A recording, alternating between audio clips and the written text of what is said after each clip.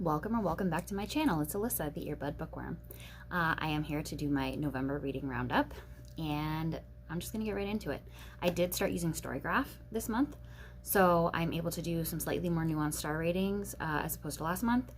And also I can look at I don't have a paid subscription, so I can't look at like comparisons to other months, but I can look at a pie chart of like my moods and my pace, or like the pace of the books that I read, the moods that the books were, and like what genres they were and everything. And it also gives me an average rating of what I rated books this month. So I read 7 books this month, which is a little bit less than October, but honestly October was like a really high month for me. I don't normally read 9 books in a month.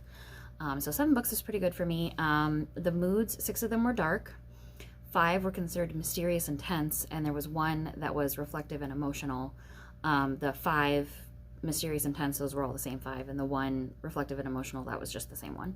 The pace, 3 of them were considered fast-paced and 4 were medium-paced. Now that's not what I rated them necessarily, although I think I did agree with all of those, but these things are like what the consensus is from the users on Storygraph, which, by the way, the first time that I tried Storygraph, I wasn't super into it, and so I just kind of like set it aside for a while, but I ended up coming back to it recently, and I actually really like it. It's just got a little bit of a learning curve. If you're used to Goodreads, it's a little bit different, but I like it. I think probably a little bit more than Goodreads, but I think Goodreads has its place too. So, and the average rating this month out of 7 books was 3.89. Only 1 book this month is 5 stars. So we'll get to that. That's actually one of the later books that I read this month.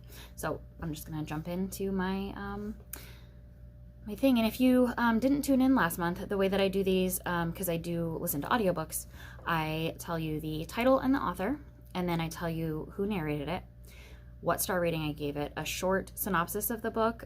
Sometimes I'll read the copy and paste from Goodreads, and sometimes I'll just kind of like give you a really short thing, or I might just not even tell you anything and just tell you go read the book. I don't want to spoil it. And then this time I did make some minor notes for myself. I didn't do them until the end of the month though. Starting with December, I have started making notes as I'm reading books. So this is all a learning curve for me, and yeah, like I said, I was going to jump right into it, and then I went on a tangent. So if you don't like tangents, this is not the channel for you, but if you do, I would love for you to subscribe. The first book I read in November was called Lying in Wait. It's by Liz Nugent. It was narrated by Keelan Dunn, David McFetridge, and Leslie McGuire. I put a pronunciation for the first one because it was a very much Celtic name, and so I didn't want to mess up the pronunciation on that, but then I didn't put a pronunciation for McFetridge, so I think it's probably just McFetridge. Anyway, I gave this one 4.25 stars. It was a pretty good book, and it's one that, looking back, I can actually remember it, which sometimes a whole month later I can't always remember the book that I read at the beginning of the month, and I still remember this one, so that shows that the 4.25 is probably accurate. This is one that's well, this one's got a really short write-up, so I'll just read it real quick. My husband did not mean to kill Annie Doyle, but the lying tramp deserved it. On the surface, Lydia Fitzsimmons has the perfect life. Wife of a respected, successful judge, mother to a beloved son, mistress of a beautiful house in Dublin. That beautiful house, however, holds a secret. And when Lydia's son Lawrence discovers its secret, wheels are set in motion that lead to an increasingly claustrophobic and devastatingly dark climax. From the international best-selling author of oh, well, that's just about the author. But anyway, gets an international best-selling author, I guess. I've never heard of the author before. But it was really good. And it was similar to the last book that I read in October, I think it was the last book, called The Quiet Tenant by Clémence Michelon, where not only is there 3 perspectives, just like there was in that book, but there's also, we already know who the killer is. That's not the mystery of this book. We find out literally like the first sentence of the book, we find out who the killer was. So it's just kind of like seeing how everything plays out, and is this person going to get away with it, and all this kind of stuff. So it was pretty good. I really enjoyed it, and if you like those kind of tense, oh, are they going to get caught? Are they going to get what they deserve? Do they deserve to get punished? That whole thing. If you enjoy books like that, I think you would definitely enjoy this one. The second book I read was called The First Mistake by Sandy Jones. It was narrated by Natalie Buscombe. This one I ended up giving 3.75 stars, but I almost DNF'd it.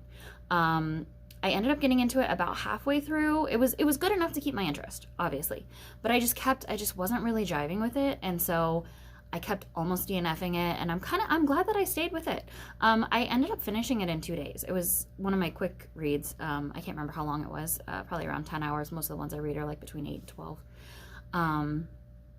So this one says, The Wife. For Alice, life has never been better. With her second husband, she has a successful business, 2 children, and a beautiful house. Her husband. Alice knows that life could have been different if her first husband had lived, but Nathan's arrival into her life gave her back the happiness she craved. Her best friend. Through the ups and downs of life, from celebratory nights out to comforting each other through loss, Alice knows that with her best friend Beth by her side, they could survive anything together. So when Nathan starts acting strangely, Alice turns to Beth for help, but soon Alice begins to wonder whether her trust has been misplaced. So the little note that I put for myself is, even though it was hard to get into at first, I did get into it. I figured out parts of the ending, but not all of it. And like I said in my last video, figuring out the end doesn't necessarily make me drop star ratings or anything like that. It's just kind of an interesting thing to note, I guess. But yeah, once I hit the halfway mark, I really started enjoying it. So I'm not sure why. And so I kind of feel like maybe I should read more from this author and see if it's her writing that I don't drive with, or if it was that book in particular. But the fact that I was able to end up giving it almost 4 stars after almost DNFing it, I feel like that's probably a pretty good, if you like mysteries, get this one. It was definitely very mysterious. You're kept guessing through pretty much the whole book.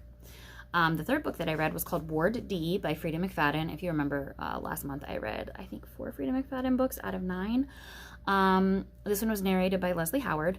I gave it 3.5 stars. It's another one that I finished in 2 days. It wasn't great, but it wasn't like bad by any means.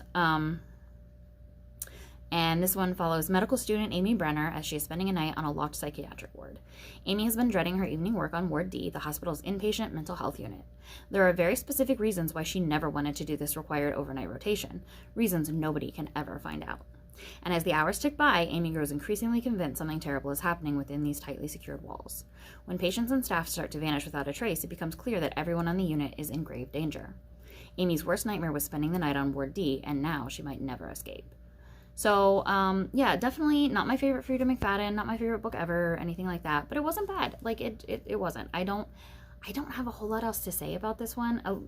In the note, I literally have shrug, because it wasn't great, but it wasn't bad. If you like Frida McFadden books, you'll probably like this book. If you like, I don't know. I don't know.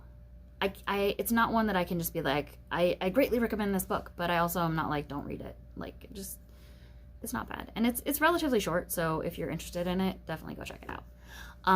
The fourth book I read was called The Couple at Number 9 by Claire Douglas. This one was narrated by Natalie Buscombe, who narrated the one 2 books up, and Kenton Thomas. I gave this one 3.75 stars. It is about a couple who have the house of their dreams until bodies were found. And it's all about this pregnant woman, Saffron Cutler, and her boyfriend, and as they're doing renovations, bodies pop up. And so then the police come to investigate, and there's all kinds of unanswered questions. Her grandmother, who had owned the home previously, has Alzheimer's, and so they can't ask her any questions about it, at least not any questions that she'll answer clearly. So it's definitely, it's a wild ride. I think that's what I put. Yeah, I put a bit of a wild ride. It's a wild ride, and there's a lot of stuff going on. It's not off the chart amazing, but it was really enjoyable. And if you enjoy mysteries, I definitely suggest this one. That I liked it. I liked it a lot. Okay, number 5 was called You Won't Believe Me by Sin Baylog. It was narrated by Ellen McCormick. This is the lowest one I rated this month, and it's honestly one of the lowest books that I've rated since I started reading and actually rating things. I gave it 2.75 stars. I almost DNF'd.